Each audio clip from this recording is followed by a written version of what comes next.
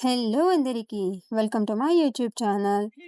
ఈరోజు రెసిపీ వచ్చేసి బొంబాయి రవ్వతో ఉప్మా ఎలా చేయాలో చూసేద్దాం. ఇలా ఒకసారి ట్రై చేసి చూడండి, చాలా బాగుంటుంది. ముందుగా స్టవ్ ఆన్ చేసుకొని పాన్ పెట్టుకొని దాంట్లో ఆయిల్ పోసుకోవాలి.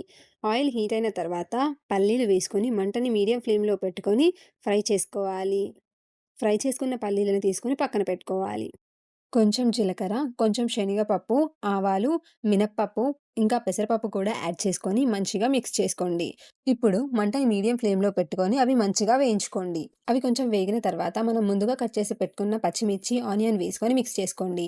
ఇప్పుడు క్యారెట్, టమాటో కూడా వేసుకొని బాగా కలుపుకొని తగినంత ఉప్పు కూడా యాడ్ చేసుకోండి.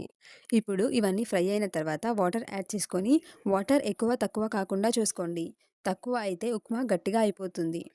కొంచెం కరివేపాకు, కొంచెం కొత్తిమీర కూడా వేసుకొని కలిపి మూత పెట్టేసి మంటని హై ఫ్లేమ్‌లో పెట్టుకొని మరగనివ్వండి. ఇలా మరుగుతున్నప్పుడు ఒకసారి రుచి చూడండి. ఏమైనా ఎక్కువ, తక్కువ అయితే యాడ్ చేసుకోవచ్చు.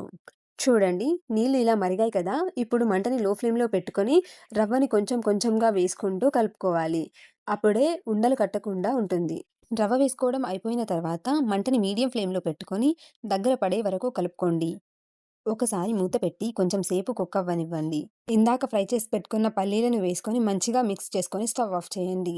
అంతే, సింపుల్‌గా టేస్టీగా ఉప్మా రెడీ అయిపోతుంది.